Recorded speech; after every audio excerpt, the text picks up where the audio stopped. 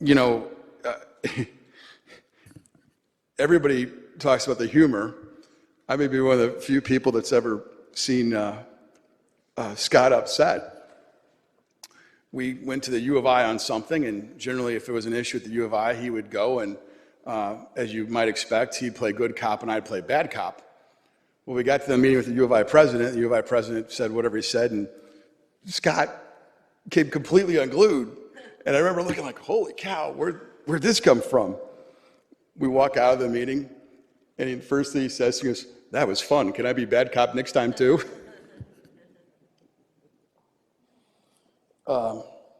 I've talked a lot about the Champaign-Urbana and the U of I, but he cared deeply about Vermilion County too. And we split Vermilion County. Actually, we didn't split it. I only had 2.5 townships. He had the rest of the county, or I guess he split it with Senator Berkman, the northern half. You know, the agriculture piece was part of who Scott was. And he delighted in driving a truck every fall during harvest. Many didn't know that. He actually had a trucker's license, Scotty Bennett. And every year at harvest, he'd go out and bring in the crops.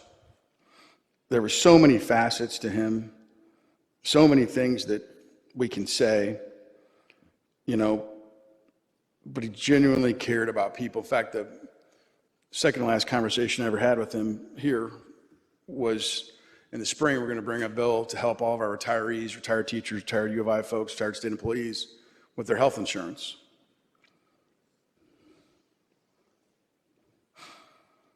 Sadly, the last conversation I ever had with him was the floor debate here on the Safety Act. He and I agreed on 95% of issues over the years, and I will forever regret that that was my last conversation with my friend.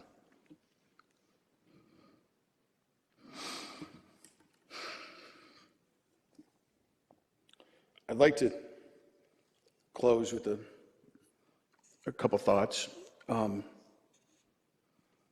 Really centered around what a good guy Scott Bennett was. And Stacy and the kids, I can't thank you for sharing him with the rest of us for all these years. I think everybody in this room would echo that. Sharing him with the people of Champaign and Vermilion counties, sharing him to do so much good. But frankly, the Scott Bennett that I'm gonna miss the most wasn't Senator Scott Bennett.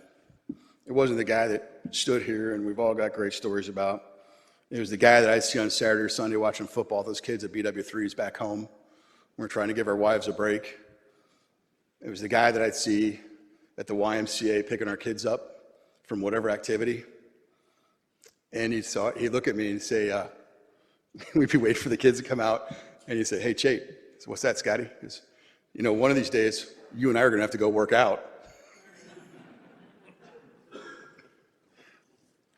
I will just simply say, Stacy and Sam and Emma, I think you know you've got friends everywhere. And, you know, whenever you need something, we all stand prepared to help. But I will end with this. I was very proud to display my Bennett for Senate sign. Thank you. Those wishing to speak, please turn on your speak buttons. Senator Cunningham. Thank you, Mr. President. To the resolution. To the resolution. Much has been said. We just heard it from Senator Rose. It was mentioned in the resolution. Much has been made of Scott's sense of humor. Deservedly so. Any of us that spent more than 2 or 3 minutes with Scott, you just never spent 2 or 3 minutes without smiling many times and probably without laughing hard at least once. And I think it's maybe because of that that when I learned of Scott's death, a somewhat famous quote from 60 years ago popped into my head. It was said by Daniel Patrick Moynihan, who, for those of you who don't know, was long-serving senator, U.S. senator from the state of New York. Before that, he was an official in the Kennedy and Johnson administrations. And very witty person, great writer, kind of person who could fill up a book of quotations all by himself. The quote I'm thinking of was something he said the night President Kennedy died. He, like many Kennedy administration officials and staffers, obviously working in Washington when the president was killed, and they went to Andrews Air Force Base to welcome Air Force One back, and they were obviously grieving, trying to comfort each other, and Moynihan came upon a columnist he knew well named Mary McGrory, and she, in expressing her grief to Moynihan, said, "My God, we'll never laugh again." And Moynihan quickly responded, "Oh no, Mary, we'll laugh again. We'll just never be young again." And that kind of captures the way I feel right now. I think it's something that we feel when one of our peers dies, someone who dies young, dies before their time. President Kennedy was only a year older than Scott when he died. And, you know, the sense of loss that goes with that, part of it is losing feelings we associate with youth, like optimism and hope and a sense that our best years are in front of us. It's hard to hold on to those things when someone dies young, and someone you care about, and someone in your peer group. But the first part of that quote is something I'm going to hold on to, when he said, "We will laugh again." I know it's trite to say that's what Scott would want, but it's true.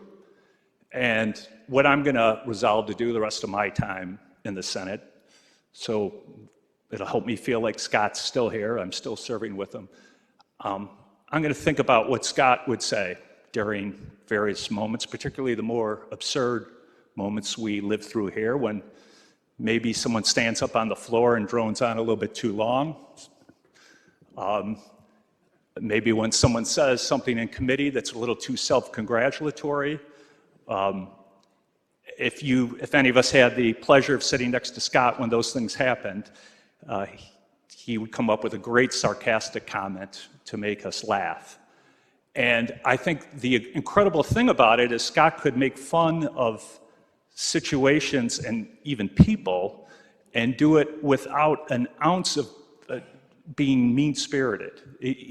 His kindness just was always there, even when he was making fun of things. And I think a lot of that is because, as great as Scott's sense of humor was, it was often directed at himself. He had a tremendous self-deprecating sense of humor.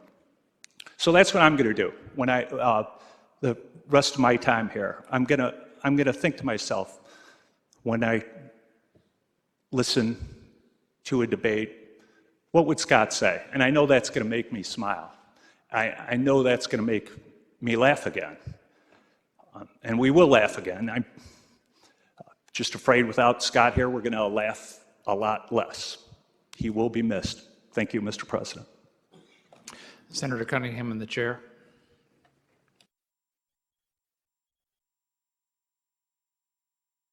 Senator Belt. To the resolution.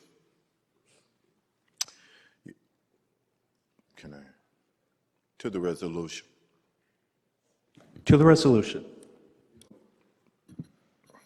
You know, before I made it to become a senator, when I was chosen to replace my predecessor, James Claiborne, and as the campaign slowly ramped up and we were out in canvassing, I would start getting phone calls, and I would answer them, and it was Scott. Now, mind you, I've never been to the Senate, didn't know any other legislators really besides my legislator, Claiborne. And he would offer to come down to the 57th district, and he would offer to knock on doors. And then one day received a piece of mail from him. and enclosed was a contribution. And then he would call again and say, dude, I'm serious. I'll come down and walk with you. And I bring that up because I had never met Scott, but yet it was authentic. It was real. The discernment from me on him, he really meant what he said. And subsequently I won, I get here, and I would always, and as soon as you meet him, you get the feeling that, and you'll talk to him, and soon you'll find out what everyone says is that he was really, really funny. I would tell him that, dude, you missed your calling in life. You should have been a stand-up comedian, yada, yada, yada. He would tell me I missed my calling. I should be doing voiceovers and stuff like that. And so we would always talk. And it's appropriate that I sport an orange bow tie today, and I did that for another reason, and really didn't plan on getting up to speak, but I'm a graduate of Illinois State University, and so was Scott, but we never talked about Illinois State University. We always talked about U of I. And so I understand he loved U of I. He was just a kind spirit, and this is what Scott really, really understood. He understood that if I could get you to laugh, then I could get you to listen. And if I could get you to listen, then we can have a discourse. Doesn't mean you'll always agree with me, but he disarmed you with the humor to get you to listen. And so, again, it was a shock to all of us, and I just really wanted to just say it's an emptiness in this legislation without Scott, and he'll be terribly missed. Thank you. Senator Kaler, for what purpose do you seek recognition? To the resolution. To the resolution. Scott's sense of humor, he had a quick and astute grasp of the obvious. I mean, he could hone in on a mood or a conversation and really pick out what was really bizarre or funny about it. In fact, sometimes it was dangerous to be in a meeting that was supposed to be serious to sit next to him because he would crack you up. And so I found myself sometimes avoiding that because I knew it was like kids in school, if you sat next to him, you're going to be in trouble, right? Scott was the kind of a friend I used to enjoy picking up the phone and calling him just for advice. He was much younger than I was, but I felt he had a certain wisdom and a certain outlook on life that sometimes I needed to hear. And he was a good friend in that. But what I want to say too is thank you, Stacy, for being here. We're all trying to heal at this point from the loss. And your presence with us helps a lot. So thank you. Senator Peters, for what purpose do you seek recognition? To the resolution. To the resolution. Senator Kaler, back in the chair. So I got to work with Scott on the Pretrial Fairness Act and Safety Act trailer. And so I feel real bad that I had to subject him to the sound of my voice over Zoom for so long. But I think what I remember most about Senator Bennett to Scott was when I first got here, I had one of my beloved bills that everybody loves, and it was having some trouble. And Scott and Senator Mulrow came into my office and to talk to me directly about it, about what I can do to improve the bill or what I need to do to move the bill. And I sort of always remember that about Scott, is that he always felt like the need to step in to talk to you and clearly communicate things that can be done to improve a bill or to move a bill along. And I know that we talk about his humor all the time, but I always found his humor to be something that was serious in itself. That even though it was a joke, it was from a deeply serious place, that he deeply cared about an issue, he deeply cared about people, he deeply cared about his constituents, his district, his family, his relationships, that deep down, Scott was one of the most serious people here, and yet he did it with a smile or a joke or a dry sense of humor. And that was something that was special. It wasn't just a tactic to negotiate, but it was to help us move along or to help us get through something or to say, I can see that you're getting so serious, so let me make a joke so we can move to that next step and help you process. And I always appreciate that because even though sometimes I think I was funny, Scott was truly funny, and I respected that about him and knew that we could both joke. Maybe sometimes it was a text here or there, or some sly comment there, and that's something I'm going to truly miss. And I'm just so grateful to have served with him. And I feel like as I've evolved in my relatively short time here as a legislator, a large part of that evolution is those months working on the Safety Act with Scott and learning from him, knowing when to talk and when not to talk. I'm still working on that. And I'm just so grateful, and I'm going to truly miss him. So, yeah. Senator Billy Baum. Thank you, Mr. President. To the resolution. To the resolution. I'm so blessed and thankful to have had Scott as part of my life and our time here, and just I'm so grateful to his family, Stacy, Sam, Emma, for sharing him with us. Scott and I didn't talk every day, but we did have very distinct interactions that I will always remember.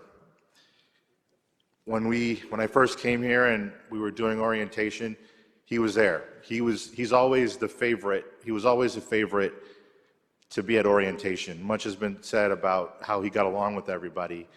And during orientation, talking to Republicans and Democrats alike in front of members from across the state, he was down to earth.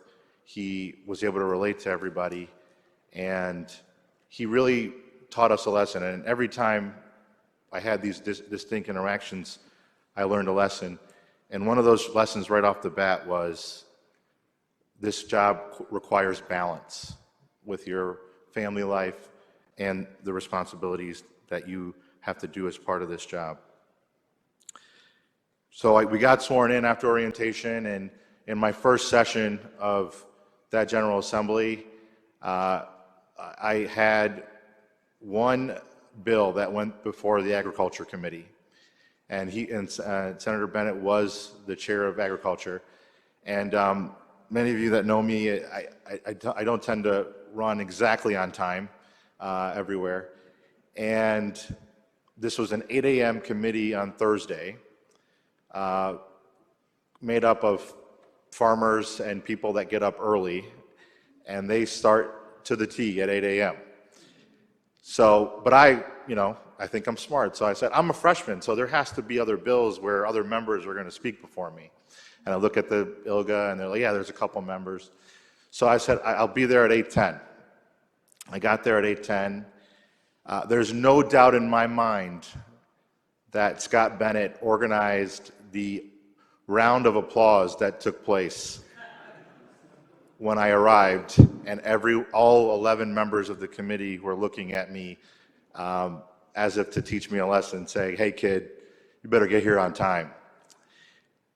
It didn't end there. At the end of the committee, as we all know, when we're still working on bills, we say we'll hold it on second until we get an agreement, and started to call the roll. And Republicans were all yeses, and Democrats were all yeses. And we got to Scott, the chair, and he said, Senator, I'm going to vote present. This bill needs a lot more work, and I just don't know. I mean, it's your commitment. You got to be here on time, and your commitment to get this done. I don't know about this. I'm going to vote present. And to me, that was another reminder of we have to take ourselves seriously here.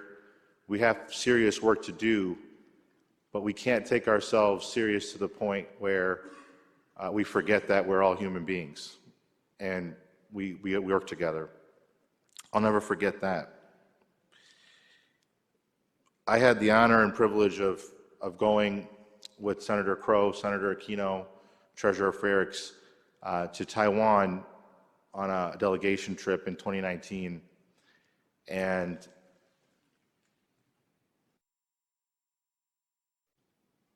I'll forever cherish that trip because we all try to get to know each other when we're in Springfield, but with the schedules that we keep and obligations we have, it's hard.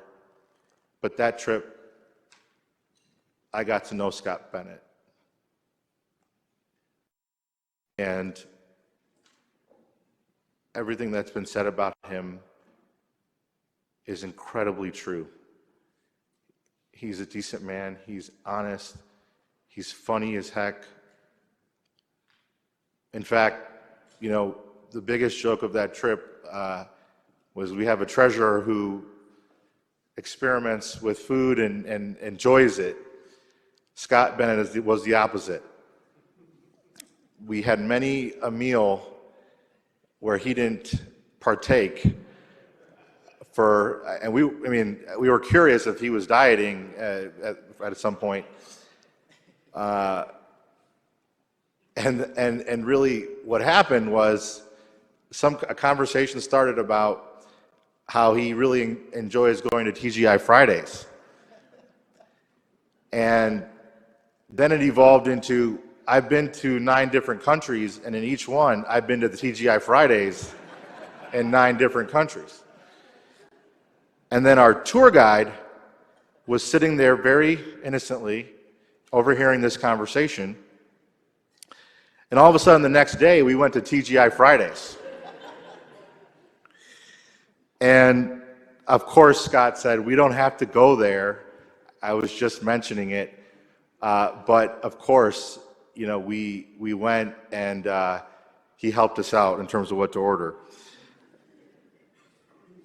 I will never forget these memories. I will always keep them with me because they are lessons for me and all of us. Scott will be forever missed, but he will never be gone because I've learned from him we need to be down to earth. We need to have balance. Take our work serious, but not too serious. And I am just so forever grateful for that. And to the family, Stacy, we are here for you in ways that we will do anything. Let me just put it that way. And we just appreciate, again, you making the sacrifice to share Scott with us. Thank you. Senator Simmons. Thank you, Mr. President. So the resolution. To the resolution. You know, I haven't been in this body terribly long, and so, you know, I feel a little kind of like I don't, not very fortunate to be able to spend as many years as some of my colleagues have with this phenomenal public servant. I just wanted to share 2 poignant memories of Senator Bennett that have left a lasting impression on me and will, I think, influence my time in this body. The first is when I was a little lonely freshman on, I think, March or April of 2021. I don't always look nervous, but I do a really good job of hiding it. I was sitting at my desk, and I was just kind of one of those early mornings. And we had just put one of my first pieces of legislation through committee.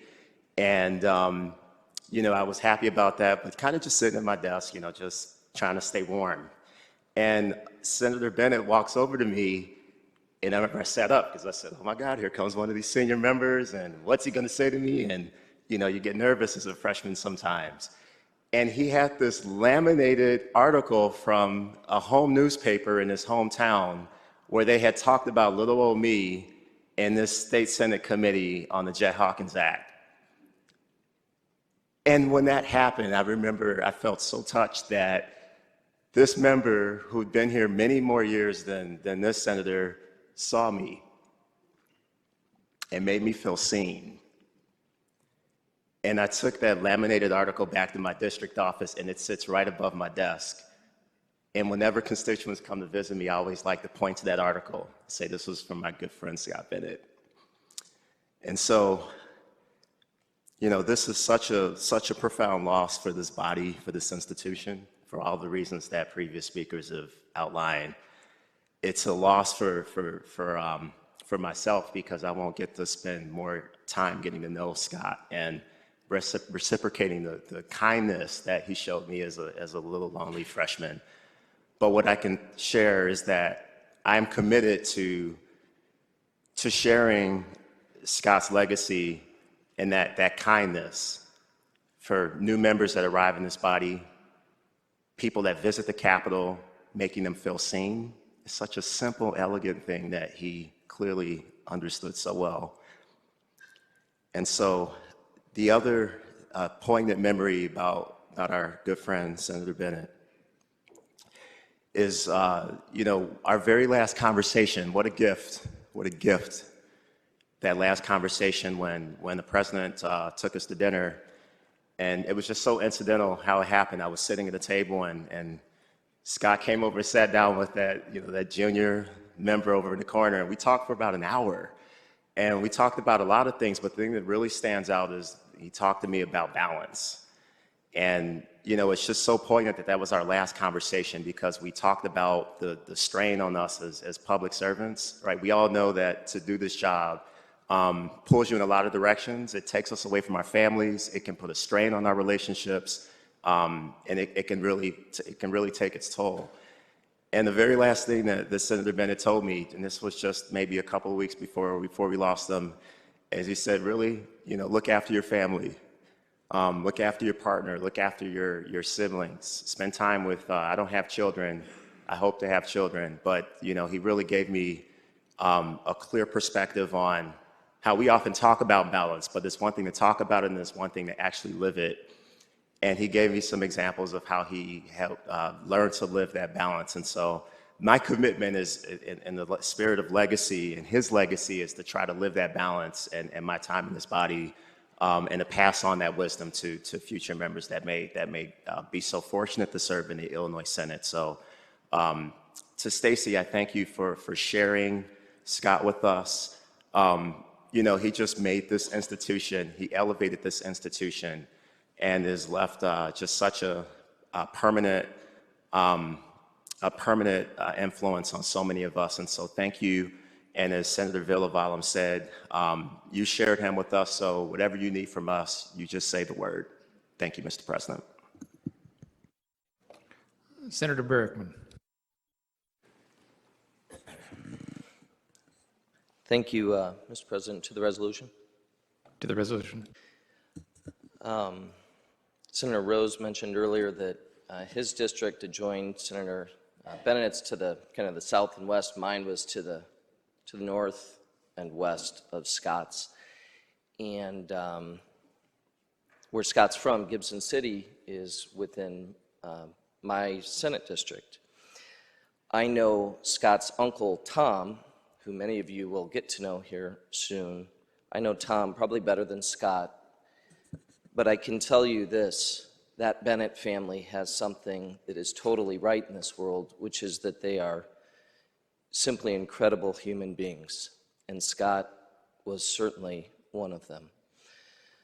I listened to the resolution and the long list of various public policy issues that Scott played in many cases in a very important part in making law. I've known Scott for, I guess, the decade that he's been here. We didn't know each other incredibly outside of this chamber. But I want to share with Stacy and her family of what I did know of Scott, which was through here and the interactions that we had. Scott brought to the political world that we live in a decency that is sorely needed in this world.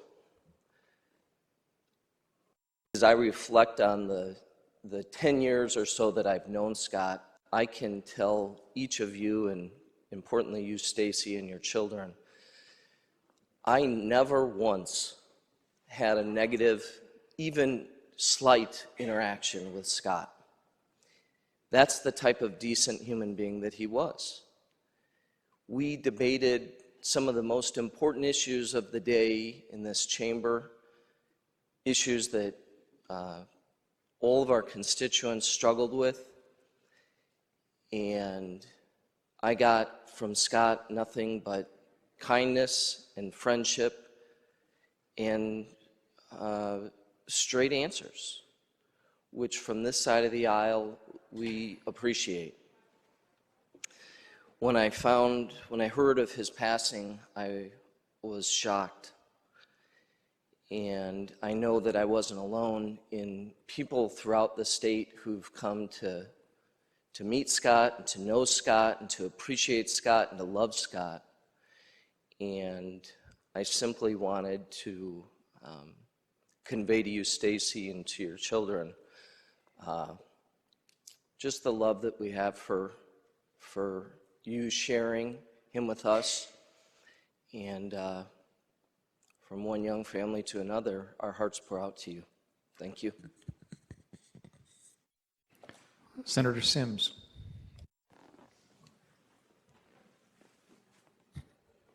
Thank you, Mr. President. To the resolution.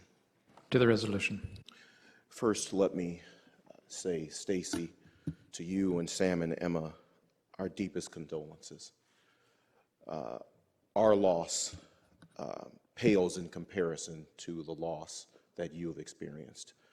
That was your life partner, the love of your life, the husband to your children, the example, the rock of your family. So while we hurt, we know that you hurt more. That's one of the reasons why you hear so many of us saying that we stand here willing, ready, and able to support you in any way, shape, or form that we can.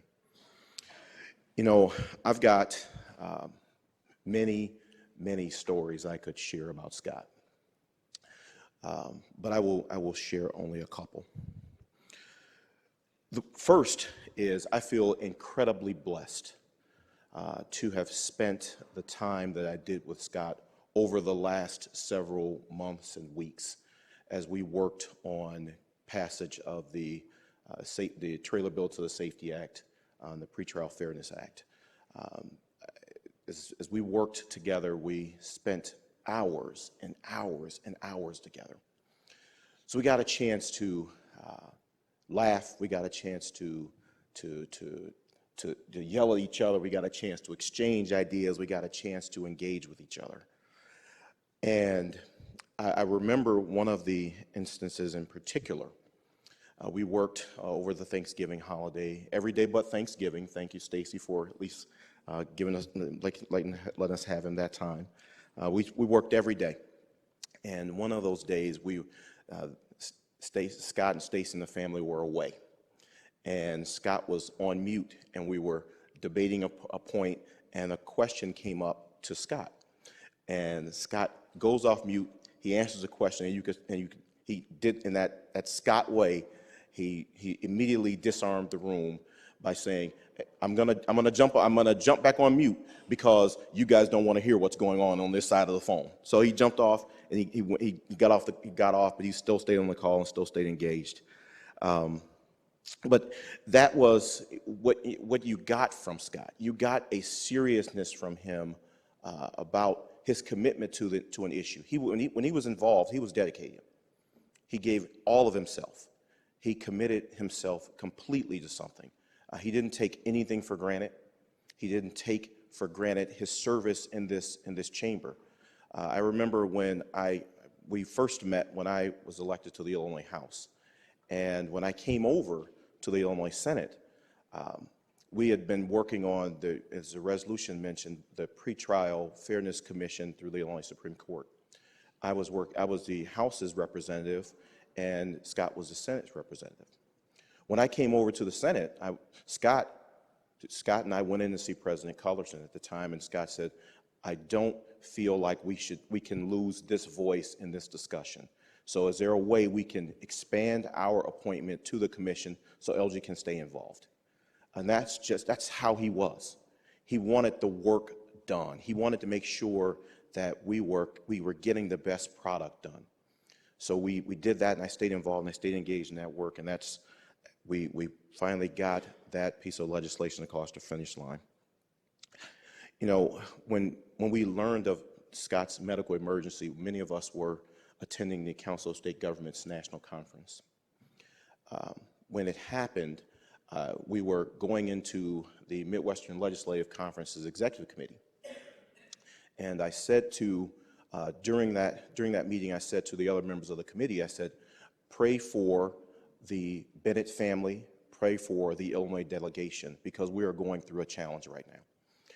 To one of the members' credits, they stopped immediately. They said, no, Elgie, we're not going to say a prayer in the future. Let's do it now. So we said that prayer right there in that committee room, in that committee meeting, and it made so much of a difference, because you could see from those of us who knew Scott and those of us who were engaged with Scott, it helped us. It gave us that strength.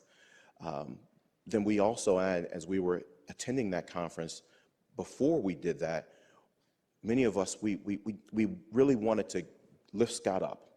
So I give credit to Senator Gillespie for helping to coordinate an opportunity for us to come together. And there is a wonderful picture that I shared with Stacy. We gathered in prayer at the conference, and somebody captured the picture from above of us praying, holding hands on a bipartisan basis, because it was a moment where whether you are a Democrat or a Republican, at the end of the day, all 177 of us are extremely blessed to be in this legislature.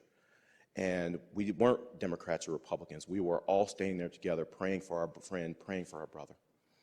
It was a very touching moment, and one that I will forever be grateful for. Another moment that I would share is after, Scott and I, we shared a very personal connection. And one of our last communications was a text that Scott shared with me and checking on my younger brother. My younger brother he has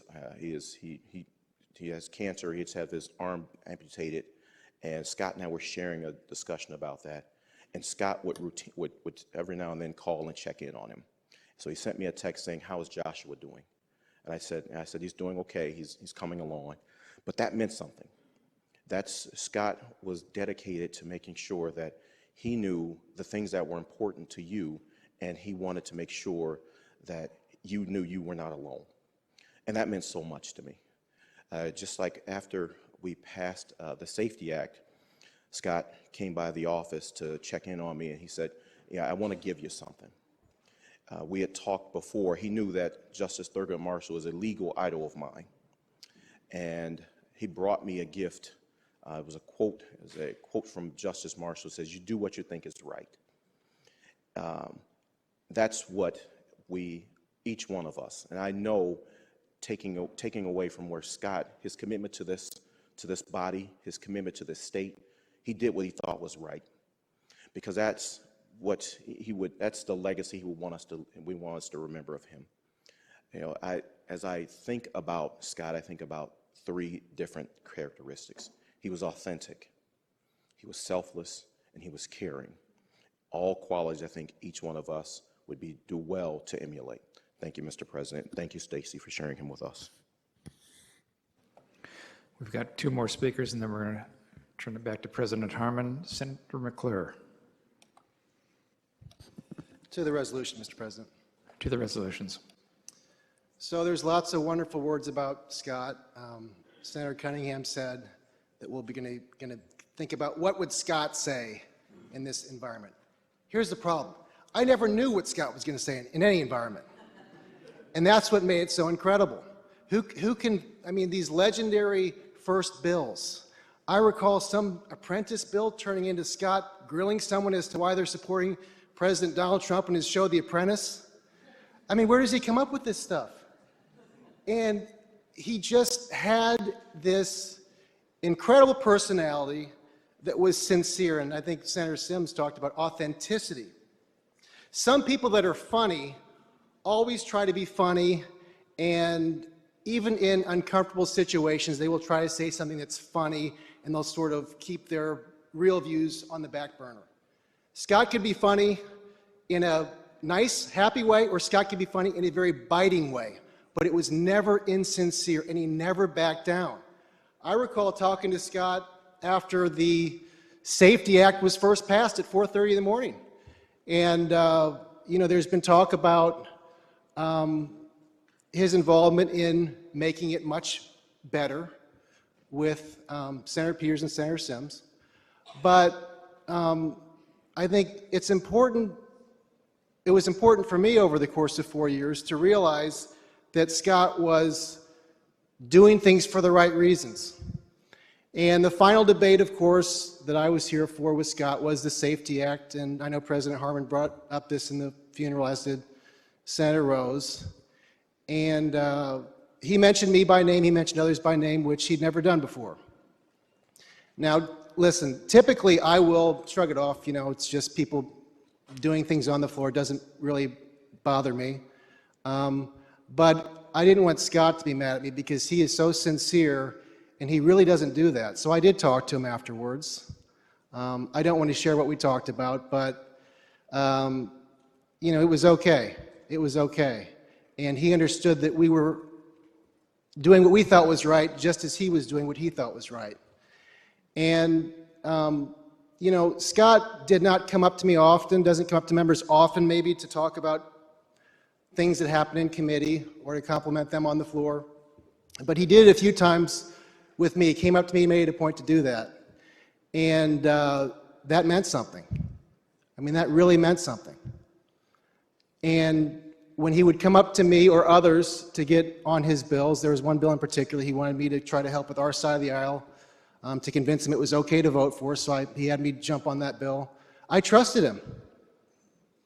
And you know, I've seen a lot in this building that makes me not trust certain people, but he was a person that you could trust. And in fact, a couple weeks ago, maybe like a month ago now, I had a constituent come into my office and say, I got a bill. I want a Democrat and a Republican, and I've already talked to Scott Bennett. And Scott's going to be the sponsor. He wants you to be the chief co-sponsor because you're going to be my senator. And I said, that's enough. Okay. Not very many people can be trusted, in my experience in politics, like that, but Scott could be trusted because he stuck up and did what he thought was right. And that was really nice to meet Senator Stacey Bennett for the first time on the floor. I complimented her on some things I saw on the board, and she said, I just voted the way Scott would have voted. And I don't know. I'm not sure there's a better compliment in this chamber than trying to vote the way that you think Scott would have voted, because Scott voted for what he thought was right. And that's what we should all aspire to do. I'm going to miss Scott, the way that he would lift up this chamber when we're down, when there's a first bill, when there's something that needed to be talked about after a very long day. Scott could always put us in a little bit better of a mood. And when your presence in a chamber makes someone's day a little bit better, what could be better than that? We're going to miss Scott, and he's irreplaceable. And Stacey, I was going through all my text messages with Scott. I wish I would have deleted some of them. I went back about 3 years of text messages with Scott. And it's probably once a week, once every other week. And I wish I could read some of them on the floor of the Senate, but I'll probably share them with you in private. But Scott invited me to Vermilion County. He invited me to Danville National Cemetery. And before going to Danville National Cemetery, we had a nice conversation about the voting dynamics of his district and how some people may not see eye to eye with Scott, but Scott always saw eye to eye with them. And when we went to Danville, he said, you know, Mike, he goes, thank God you came down here because you're a veteran, and I'm not really sure how they're going to receive me, but I'm sure they'll receive you very well. I said, well, Scott, I said, I'll lighten the mood and I'll tell him what you really do. So I opened my speech with this. It's an honor to be here today at the Danville National Cemetery. Scott and I don't make a lot of money doing this job as senators, but we moonlight as Chippendale dancers. And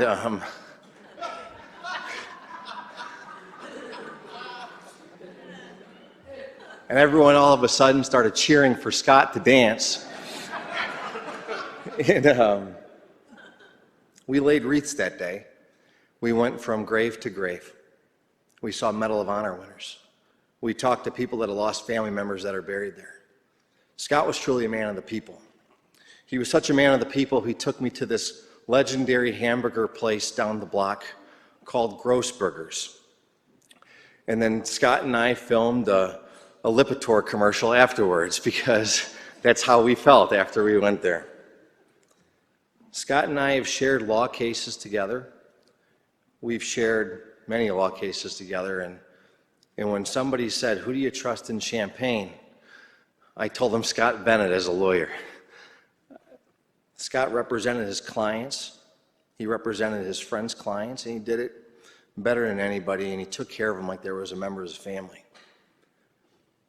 But it's hard for me to talk about Scott because we've shared beers at Murphy's Pints, we've had sandwiches at Potbelly's on Green Street, we've walked every block, probably U of I campus, going to see a basketball game just for him to show me around.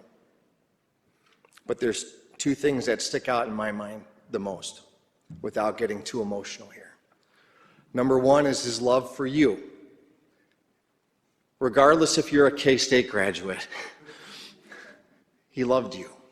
He talked about you all the time. He shared stories about you. It's what people don't say when they're away from their house is what matters the most, and what matters the most was you. On every second Saturday of December, I can count on a couple pictures coming. That little guy with his Army jersey on. And Scott's text message to me that day was, he took the smart money.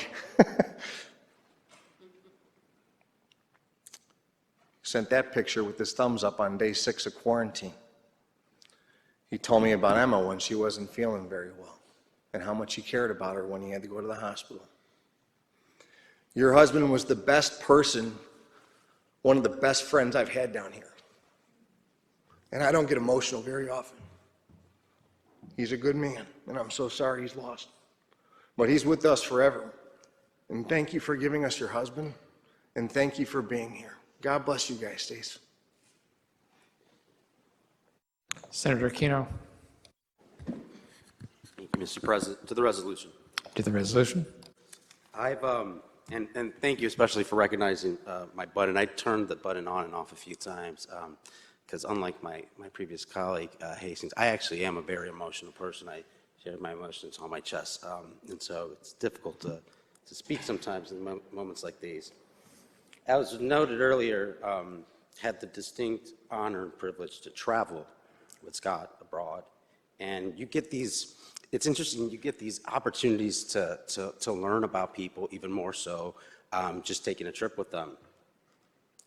And what I knew about Scott already, and you pick it up the first dinner you go with him, is that he is by far, and it's been mentioned, the funniest person you're going to ever meet in your life.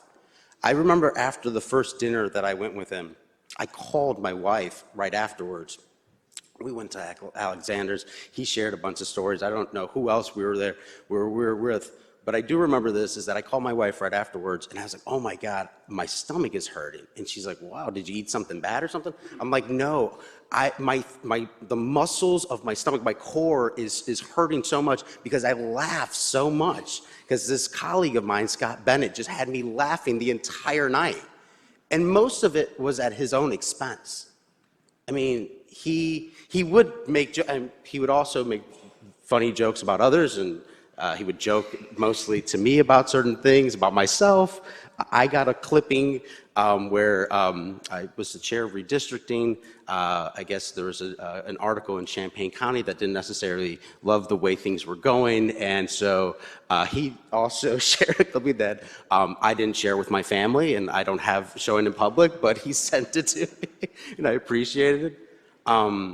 So he was one of the funniest people. He was also super well-read and one of the smartest people I know. But what I'm going to remember most, above all things, is his respect for others and his absolutely unwavering, immense love that he had for his family. When I got the news that my wife and I were going to be having twins, I shared that with Scott. And he was so excited. Forgive me. He was so excited because I was going to be able to have a different lens to things and a different purpose, one that he had. Because his purpose was his family. It was Stacy's, his children especially. I mean, the countless times that he talked about them, as was noted by Mike, the countless times that he would go back home, that, you know, I would ask him on the floor, he was be in the front, I'd go hang out with him, I said, hey, what'd you do last night? Did you go to dinner or whatnot? And he's like, no, I went back home. And I just ask, oh, why'd you do that? It's like, I wanted to go see my kids. I wanted to kiss them goodnight. I wanted to see them before they went to sleep. I didn't really understand what that meant until I had children myself. He was so proud of the family that he came from, so proud of the area that he was from, that he was so blessed to be able to represent those folks that reminded him of his own family. This institution is so blessed to have had someone like that.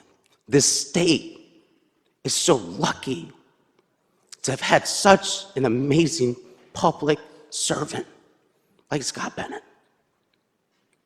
I'm lucky, very blessed and lucky to have known just a little bit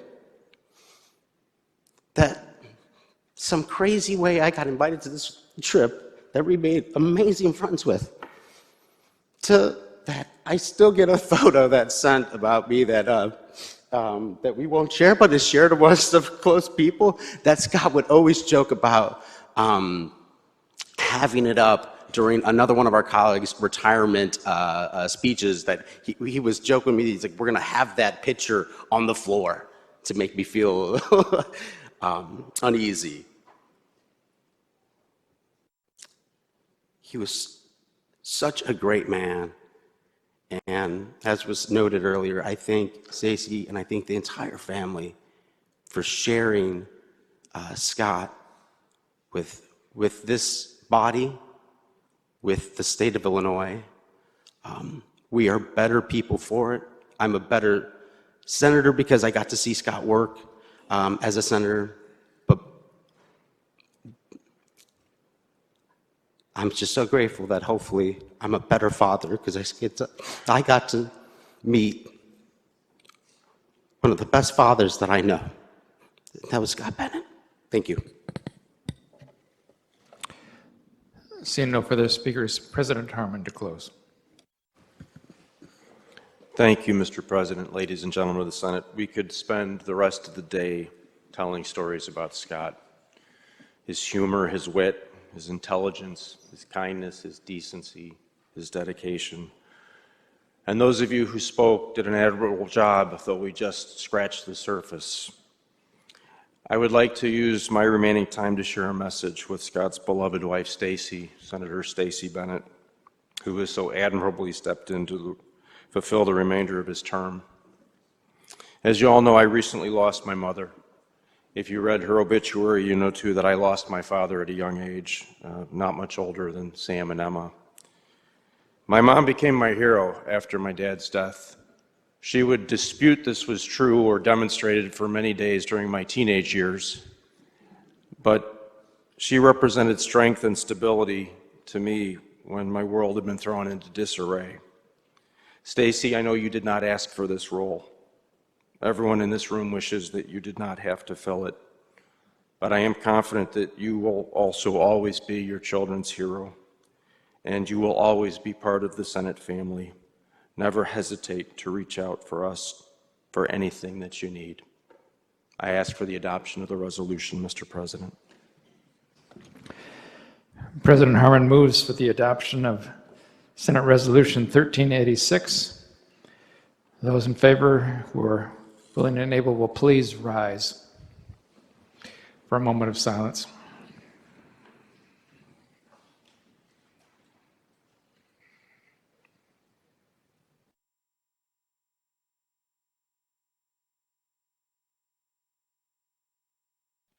The resolution is adopted.